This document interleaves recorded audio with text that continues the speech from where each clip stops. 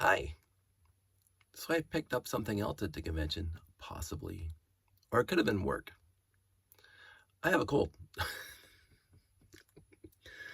It started setting in yesterday afternoon, Wednesday afternoon, and so I'm pretty stuffy. That's all it is right now, just a stuffy nose. Um, no temperature, no nothing else, no cough, sometimes sneezing, but then that usually goes with a stuffy nose. There was somebody sneezing the entire day at the office Monday and Tuesday. So I will say I legitimately tried at the show to limit my physical shaking hands and stuff, but then again, you're at a show and you get to see friends, so there's a lot of hugs, and so it could have been something there. And of course, there's a million people there during public days, but I tried overall to stay behind the layout. Um, One thing I forgot to do this show, which I've done even pre-COVID, is to have a bottle of hand san, as the kids call it these days, hand sanitizer, to always, and then don't touch your face. Sandy told me, and she showed me that there was an article um, from a doctor years ago. The people were like interviewing him, and I don't know which doctor this was, but allegedly the question came up like, how sick do you get? He says, I rarely get sick my entire life. And that's because he says he never touches his face. Like, because the quickest way of getting virus or whatever into your body is through your eyes, because it's all liquid. And you touch something, blah, blah, blah, blah, blah, that has blah, blah, blah, viruses and stuff. And you touch your eyes, it's in your bloodstream. Or you go up your nose, or like your tongue. That's the quickest way, he says, of getting viruses inside your body. Breathing it, sure, because whatever, but you'd have to walk through a cloud of viruses in order for it to breathe into you. As more, I believe he said it was a touching, and then touching an orifice. I would never like that word. Never like that word. A way for it to get into your body. And I will say, Sandy and I, during COVID, we never got sick. Like, literally, we never got sick. I didn't get COVID until well after, like years after COVID was over. the crisis was over, and then I got it, and I will say it floored me. It wasn't the sickest I've ever been. I will say that right now. It was not the sickest I've ever been, but it was a different kind of sickness. I was down here in the basement, and I missed my mother-in-law's funeral because I had COVID, and I think it was last year. Oh, she's been gone November, so she's been gone for a year now. And what happened was I probably picked up a worker somewhere. I can't remember now, but there was an entire day. Like I found out that I had COVID. I did the test. I was running, nosing, and a little bit of hacking and whatever. And then I did a test. I have COVID. So I ensconced myself to the basement here so Sandy and Josh wouldn't get sick. And they were just bringing me food down top of the stairs. And I just stayed in the basement. I was a basement troll for a couple days. So the first day was sneezing and coughing and whatever, like a running nose and whatever. The second day got a little worse. The third day of me with COVID, I won't say delirium. Delirium had not set in, but the awake for an hour-ish, cognizantly aware for an hour, and then non-cognizantly aware for like 6 or 7 hours, laying on the couch, and like, not, the world wasn't spinning, there was no flashy lights, there was no nothing, but I was like really out of it, like I was really drugged up. And then like the entire day was basically between sleep for 98% of it and sort of cognizantly aware of my surroundings for the rest of it. That was the entire day. And it was like, and then afterwards I'm going, holy, what was it? I missed a day of the world. Like, there was a day that went by that I don't remember experiencing much. The entire 24 hours. And then I was awake for like a while. The next day, it's like boom, and all of a sudden I'm awake, and I still had COVID. I was still testing positive. I tested positive for 4 or 5 days, and then it went away. So I was physically more ill, previous in my life. I had like really severe flu a few times in my life, once or twice. I always prided myself, and I want to say this very, very clearly. I always prided myself since I was in single digits, having never thrown up, like literally ever. Never had a flu bug where that's disgusting. But I remember as a little kid, Mom would, we were in the bathroom when I had the flu. But I remember that was single digits at the old house. And I was going through grade school and high school, it was double digits. And then in my teens, 20s, and 30s, never having thrown up. Like literally never, ever having. I don't go on drinking binges, so that helps. so I made it through literally my entire life. And this is correlation, not causation. It's not even correlation. It's just an anecdote. I never threw up until Josh showed up. And one time I had the flu. And it was severe. And it's like, and then another time is when the gallbladder was really, really acting up. Right before the emergency gallbladder surgery that day, we drove back home from Brick Awesome. This is the day that I was at Brick Awesome. We drove home, and then that couldn't leave the bathroom. And then we went to the hospital. So that's, I've thrown up since then, which is not an experience I want to repeat ever. But I've always prided myself in that until every time Josh has thrown up, it was on me. Because I'm holding him, comforting him when he was a little tiny kid. We always talk about this story.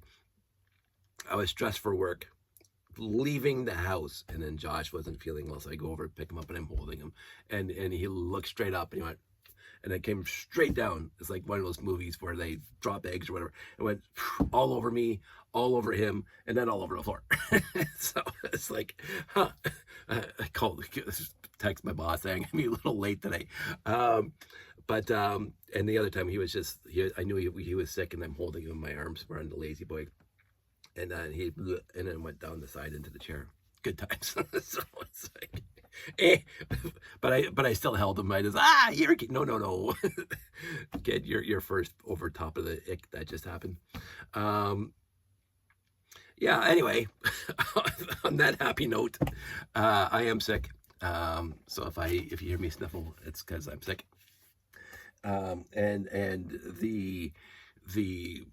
Did I get it from the show or did I get it from work? Probably from the show, because it takes a while for it to set in, but there was somebody sick at work too, so I'm not gonna blame the show. The other thing I wanted to talk about, because I did my last official video of the show, and so this is not talking about the show, so I want to talk about something. Since somebody watches, he said actually cares. So, about this story. So I have this box. I purposely, and I'm going to say this as nice as possible, I purposely asked the builder, let me get this out.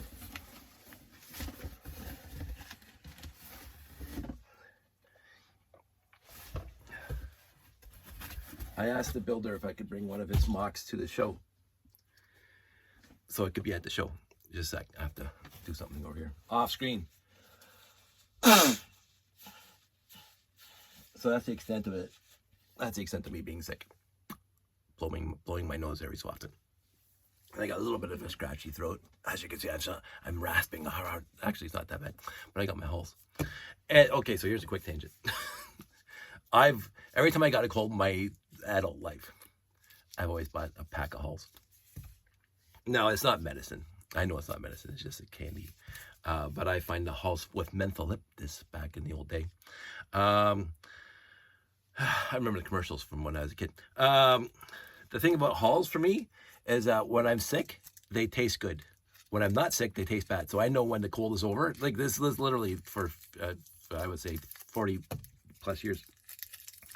When I get sick, am I really sick? Put a Halls in. Yeah, I'm sick. Because it actually tastes good on my taste buds. I don't know. It could be I psychosomatic, whatever. But and then when I get better and I taste also like bleh, it's the worst thing ever. Like I don't know what that is. I do not know what that is. So right now, itching taste good. so so it's just, I'm not saying that this is my benchmark for me being sick and not sick with a cold. But anyway, and it has to be the blue package, the original blue package. Not the red, not the lime, not the green, whatever. Not the mint, not the whatever. It has to be this one. I hate all other Halls. Hate them all. They all taste like crap. This one's my personal favorite. This one I'm regular. And I went into this store a while back thinking I was sick. And the shoppers here in town, and I was looking for the blue pack. And they had everything else but. I said, where's the blue pack? Oh, they never come in blue. What? How young are you? It says regular right there. These things have been around. I'm not going to go Googling it right now, but Halls have been around since I was a kid. And this was the only one for the longest time before everything like the 23 flavors, the Baskin Robbins 23 flavors, and everything else had to have more than one flavor. This was the only one you could get back in the day. But anyway, that's a tangent. So I asked my buddy, I said, I want you to be represented at the show. And so give me something. And so he lent me this. And I've been around shows with the groups for a long time. And this has been at many, many shows. And so it has a, I couldn't get it. I was a little bit disappointed. I couldn't get it to dance properly, so there was no movement at the show. But I will say this: I love this build. I absolutely love it for the simplicity of it, and yet the complex of it. Like the back window is very, very inspiring. The ghosts are really, really cute. They're almost like brickheads, and I really liked it. And I'm glad I was happy to display this with my moving art on that table over there so other people can see it. So I wanted to talk about that today. And I'm not going to go into the nitty-gritty details, the politics and the soap operas behind it. There are various camps and various ideas and various whatevers. I'm just going to reiterate my general, and I've talked about this numerous times going back to my Boy Scout days, my church days, my Sunday school days, like all the volunteer organizations that I've been part of literally my entire life days. And I want to keep this as quote unquote nice as possible. In a hobby environment that's in a public realm, like I have my woodworking hobby. I'll say that. So let's start there. I have my woodworking hobby that I share with myself and my close friends, and that's it. I don't go to woodworking shows. I don't do shows for woodworking. I don't go sell stuff. I build stuff for the house. I build stuff for my friends, blah, blah. So there's no public, I don't need anybody else in my woodworking to go share stuff with. That's not, the woodworking hobby is not for me to go to a monthly meeting or an AGMs or whatever. I don't care. I'm going to do woodworking on my own. I'll get inspired by some sort of YouTube video and I'll go build something. The second you become into an environment where other people of like mind start showing up, there is a tacit understanding that everybody's different. Everybody's coming from a different background, a different history, a different family, a different upbringing, a different literally everything. And I want to make this very, very clear. There is a balance that you have to strike with yourself and with your hobbyists and your group that says, if my group is going, and this is, again, to bring up my mom, and Boy Scouts for all those years that she was involved in it. She got to the point many, many times, more than once, that she was fed up with the organization, and she left. I'm leaving. She walks out the door. That's a figurative way of saying it. She says she gets to the point where I want to say she didn't feel appreciated because she was never there for appreciation. She just thought that the ambiance, the environment was not conducive to what she wants to do with this hobby, so she left. And then a few years go by, and then she gets sucked back in by her friends that she still had there. So that's one thing. So for me, of being a part of groups literally for 50 plus years of my life, and having some conflicts between personalities, it happens literally in every single group. There's not a group out there, a volunteer group or a hobbyist group. There's not a single group out there that I have experienced, or even if I've heard about it. You can go to any group at all right now. You go to the Quilters Union of Canada. You can go to the mechanical guys. You can go to wherever. You can go to the RC boats and cars and planes, whatever. I remember riding my bike up to the airport, the little Stony Creek Model Airport there up in 10th, like all the time, like every weekend throughout the summer. I ride my bike, well, not every weekend, but I ride my bike up there all the time to watch the RC guy. And and I talked to people while I was there. Oh, Joe, that Joe guy over there, he's not mean. Oh, he's mean and blah, blah. He does. There's always somebody or somebody's. There's always conflict at some point in every single organization, like literally every single one. There hasn't been one that there's not been some sort of friction and or conflict between personalities. Because it can't be that way. You have it with family, you have it at work, you have it. It's going to happen because people are coming into it from different everything. I will also say, for me, I've been very fortunate in my entire life to find like-minded individuals who seem to think like I do. Not necessarily 100%, but who just want to go up, show up, and enjoy. That's it. My friend Jeffy and I, this is why Jeffy and I are friends. We want to go and enjoy the show and bring something to the show that is a quote-unquote value-added service. And Callum and all those other people, like everybody I've hung around my entire life. But as I keep on saying, I really, really have enjoyed my entire life people's passion for the hobbies that I'm in, and especially with the Lego. Scuba diving is also the same thing, but for the Lego hobbies, and I've been involved in the public hobby of Lego since 1998, going back to when I bought my first Mindstorms, and I found like-minded people online. And even going back then, there was problems. When I showed up at RTL 3, 4, and all the rest of them, there was always some sort of small conflict or big conflict, or I'm taking my ball and going home. There's always going to be that.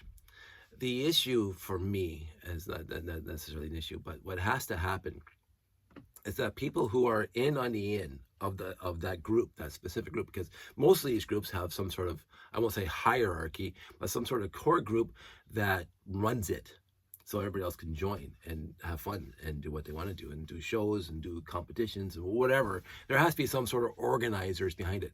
And the Boy Scouts has a very, very already, I won't say regimented, but specific hierarchy because they have the local groups and then the bigger groups and then Scouts Canada and blah, blah.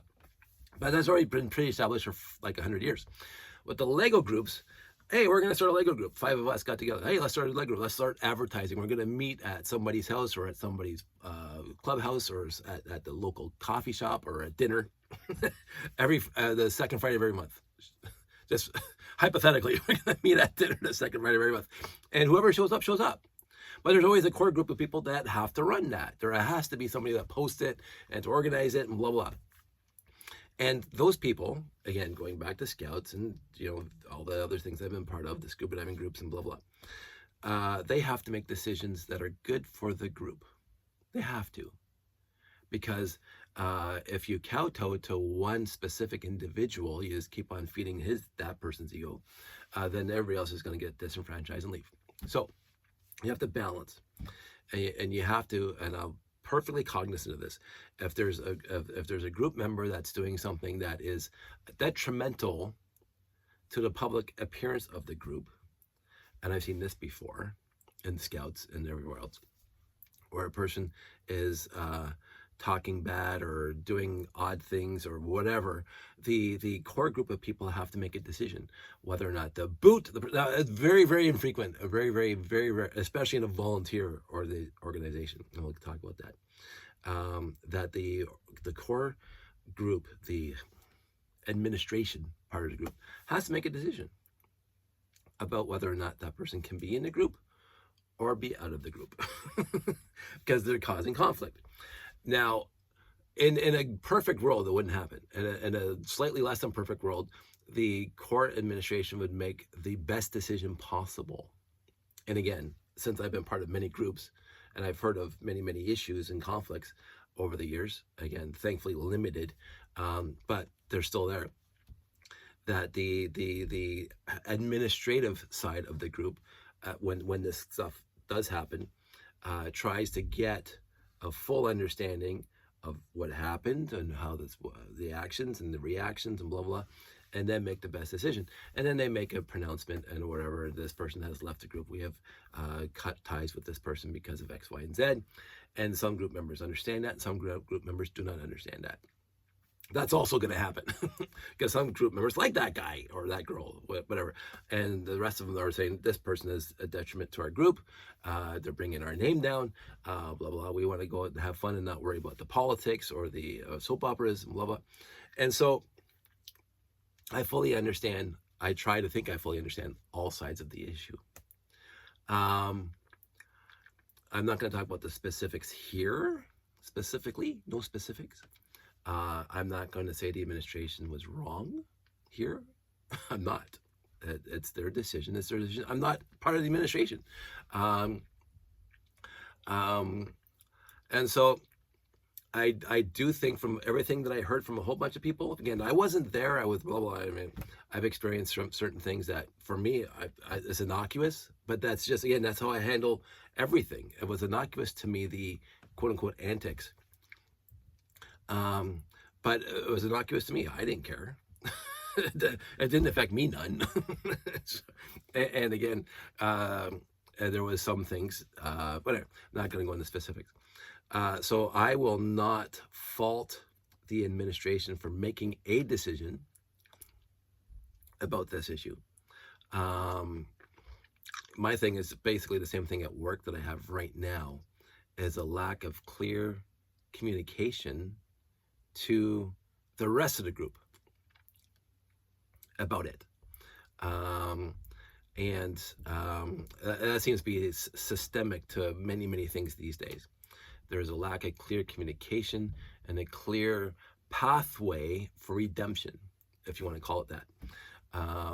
Again, what happened before, like my mom would take her ball and go home sometimes because the X, Y, and Z happened at Boy Scouts, and she was adamant that this was the wrong direction or whatever, the wrong thing to do. And when she, after 3 or 4 years, and administrative changes or ideas change, and she says, oh, okay, that issue is now gone. It's redeemed itself. I can go back now. And she does for a while, and then it happened again. Something else happened that she says this was the wrong way for them to do something, and I don't need this right now because everything else is shaving. You have to balance, because it's just a hobby and it's all volunteers, right? So if you have other stuff going on in your life, which I missed 2 brick vets because stuff was going on in my life at the time. I couldn't get there, and my friends understood that. I am not the person to be the core president of a group or be as part of the core administration of any group, because my life is the way it is. And I've accepted my life the way it is, and my friends have accepted my life the way it is, because I'm going to be there when I can be there, and they accept that. So I've tried to understand who I am, and therefore never ask to be part of the core administration of literally anything.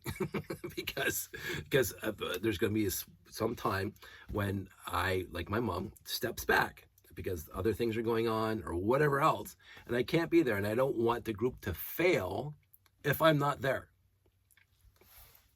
So I do not, I try not to, knowing who I am now, try not to volunteer to be a core member of any group, but I'm going to be there and talk about the group and talk about how wonderful the group is and try to support the group in any way I possibly can in my fashion. And so I'm not going to fault the administration for making a decision. And again, I'm not even going to fault the administration for the lack of clear communication.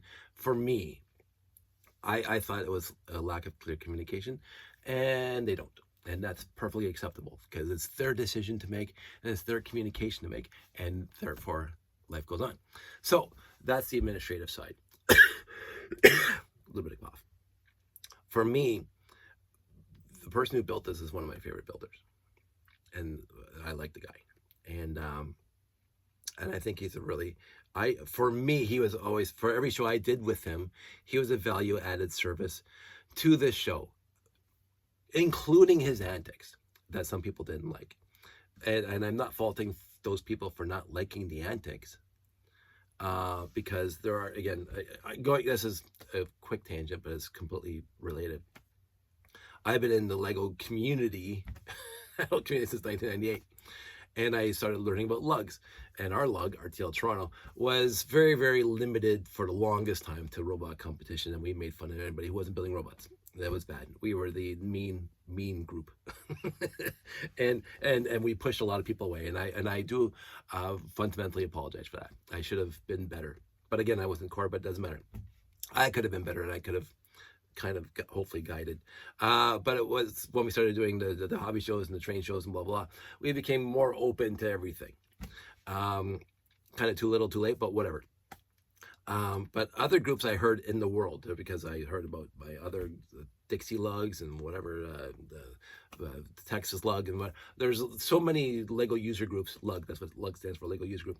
There are so many Lego user groups in the world, and you start hearing stories about them. And there was one particular lug in the world, in the States, we'll specify the States, that was adamant, absolutely adamant, that any visitors would have to sign like an NDA before they could attend one of their meetings, because they wanted to keep everything hush-hush. Because, again, I'm not faulting them for having that. That's what they wanted, because they wanted everything to be a surprise when they went to a show. So whatever they're building, whatever they're working on, when they went to a show, they wanted to put on this big, huge, hey, look, we're here, look at all the great stuff that we built. And again, not faulting them for that. That's the way they wanted to run things. You were not allowed to touch their stuff without permission, and you had to wash your hands. I don't know how exaggerated that was, but I was told that you had to have clean hands before you left fingerprints on their stuff, and blah, blah, blah. And so they were very much like Sheldon Cooper with the contracts, before you became a member, or before you got to be part of their group. And again, that's the way they wanted to run it, and the people that were there wanted it run like that. So all the power to you. I love the fact that that's what you wanted to do. I think for you, that was perfect.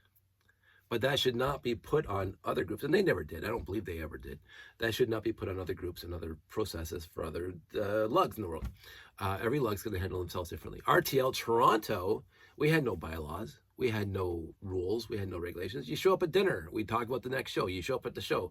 We're going to do the hobby show. We're going to do, hey, whoever shows up at the hobby show, whoever shows up at the train show. There was no dues. There was no any of that for RTL Toronto. The other group in Toronto now has dues. It has rules. It has a declaration, I guess, because they want. It's not that they want to be official, but they have to be official if they want to get the lug bulks and the Lego recognition. You have to have some sort of official policies for how the group is going to represent Lego, and I think that's fantastic. I'm not, whatever. If I have a lug, I don't care about what the Lego group, but again, I don't want to embarrass the Lego group.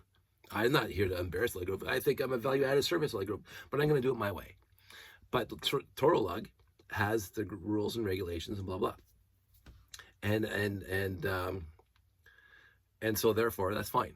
And I think that's perfectly acceptable. It's different than RTL Toronto, but it's necessary, and the administration thinks it's necessary. And I joined knowing that, fully cognizant, fully aware that that's what's part of joining this group is about. And so I had no problem. Yeah, here's my dues. Here's 100% signing off on your administrative rules and regulations, because I want Toro Lug to succeed. I want them to be a bona fide lug in Canada, because I want to do shows. I want to be able to go to the Anime North. I want to be able to go to I get another Fan Expo. It's downtown, and represent our hobby in the best possible way. And I am a guy who doesn't upset the apple cart usually, and hardly ever on these kind of things. And so therefore, I had no problem signing that. and so the I forgot where that was a whole tangent. And but anyway, going back to this person, he was touching other people's stuff. He was doing other stuff, and there's a whole bunch of things that happened at whatever, and I don't care about. All I know is I like the guy, and all I do from my perspective, it got blown entirely out of proportion because everybody had their 2 cents worth. And they were rah, rah, rah, good, rah, rah, rah, bad. And so then all of a sudden you got two camps all fighting over this one person and their antics. And even some of the stuff that was attributed to him that he didn't actually do, because all of a sudden he's a known character and it got blown up and people started saying stuff that wasn't actually happening or misinterpreted as actually happening. And all of a sudden everybody's got their knickers in a knot, and got their back up and blah, blah. That's tough. It really is tough. And so they made the decision. And but for me, I again accept the decision that the administrative made because it's their decision to make. But also for me, I'm going to represent my friend at the show because I like him. And as I said, with all the years of experience with volunteer organizations, I've seen a lot worse misinterpretations and stuff. So it's tough without. I don't want to get into specifics. It's a tough situation on both sides. I am told that the person is liking to have a bit of a time off himself already from not being involved. But as they say, for every show I did with him, he was a value-added service. With the outreach, with the talking to the public, with his cosplays, with everything, his enthusiasm, his help, like literally everything. When you needed somebody, you can count on him to be there to help. From my perspective, because he always helped me. So I get your mileage may vary, but for me, he always helped. He was always there. He was always there to set up, take down, blah, blah, carry stuff, just always helpful. And so whatever, in the end, if he never comes back to the group, I'm not going to fault him. If he is forbidden from coming back to the group forever, that's a fault of the administration.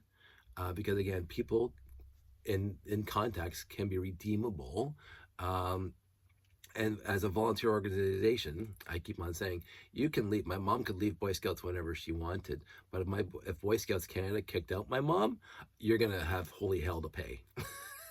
So, because of all the stuff my mom's done for you and you kick her out, are you kidding me? No, that shall not stand.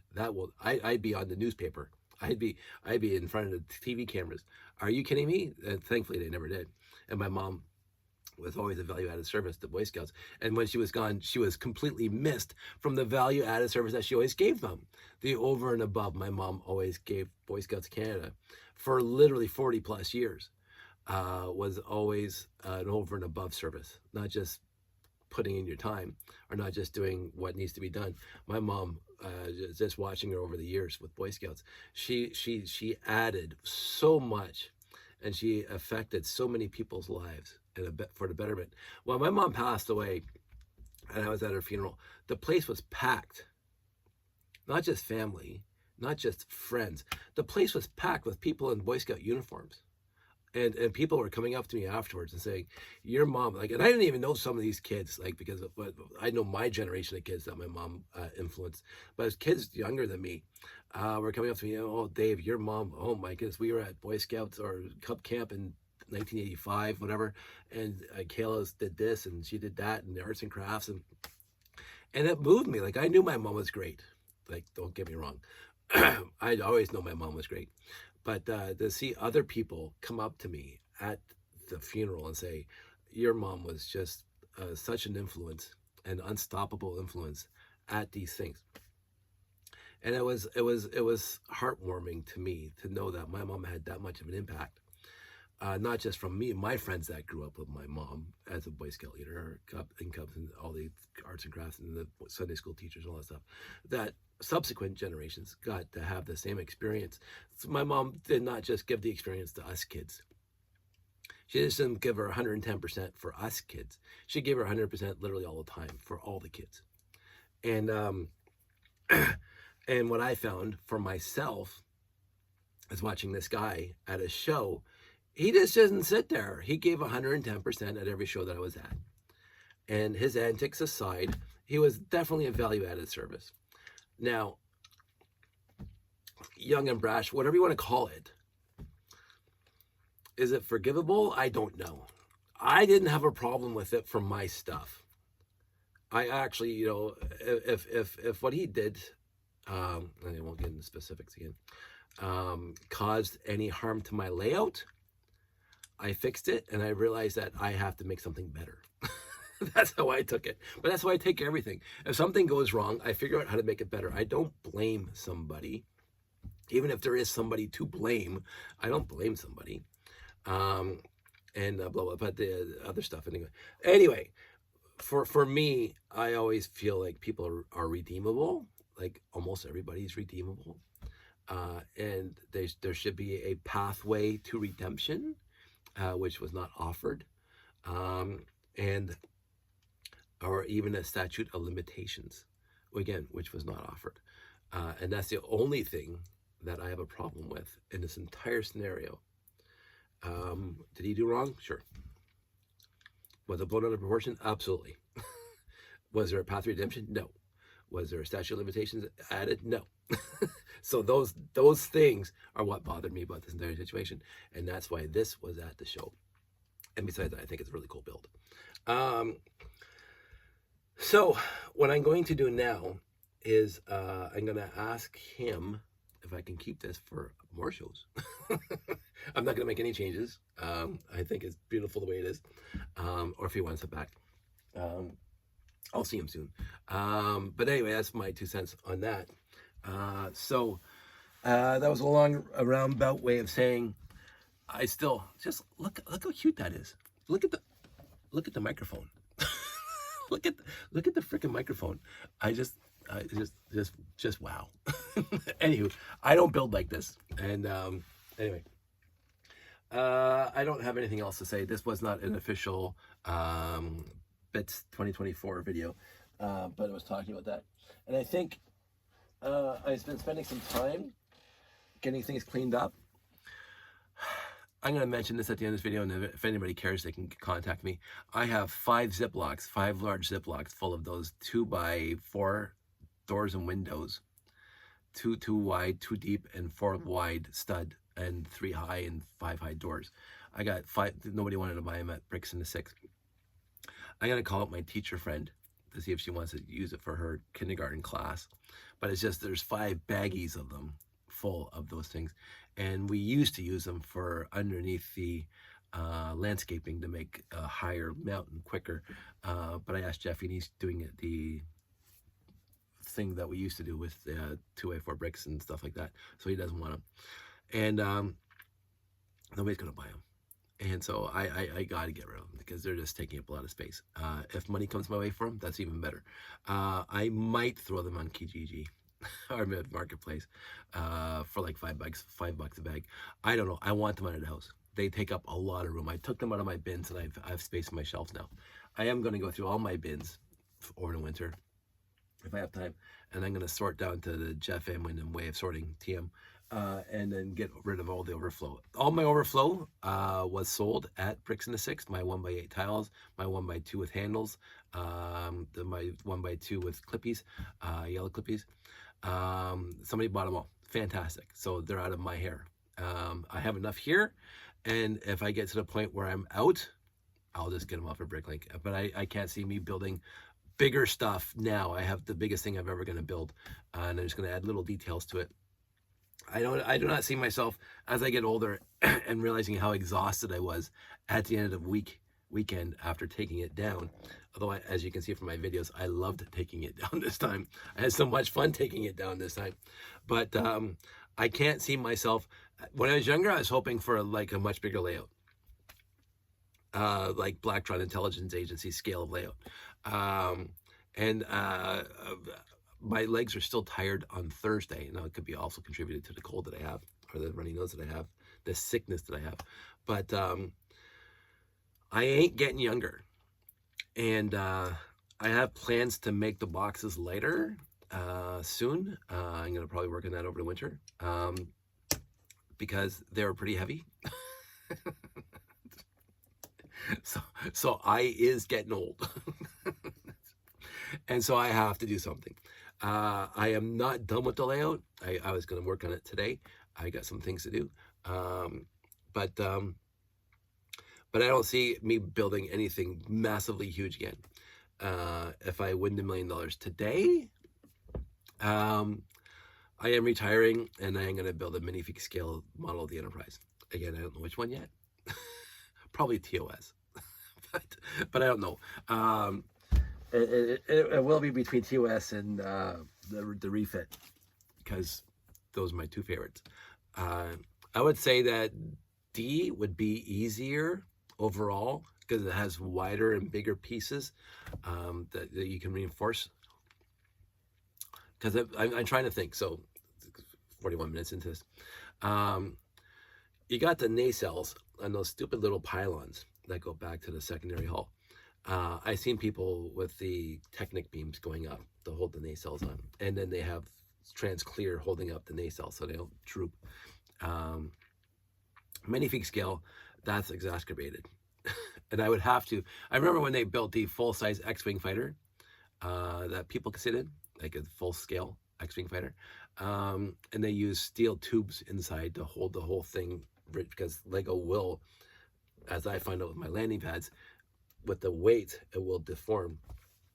And so if it's a minifig scale of the Enterprise, I was thinking that I would get my friend to weld me up a skeleton structure that goes along the nacelles, down the struts into the secondary hull, and then along the secondary up the neck into the primary hull, so I could hang everything off of that.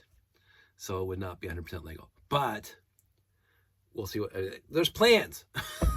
there are plans up here, and then have cutaway views so you can see inside and see the observation decks and the shuttle bay and blah blah blah. But I think the TOS Enterprise would be more conducive to Lego build than the refit, because the refit has some really funky, nice, smooth angles on it that would be hard to replicate in Lego. But anyway, it's a fantasy until I win $1 million. So, and again, every other day I vacillate between the original series and the movies. Or TNG as my favorite Star Trek of all time. Everything else comes after that, with DS9 being the least favorite, and a lot of people disagree with me on that, but I've already talked about that. So, and I like DS9, don't get me wrong. DS9 was good, but it wasn't Star Trek as a Star Trek. And as I said, I was watching a better space station type TV show at the time called Babylon 5. Anyway, that's it. I'll talk to you guys soon. Take care. Bye.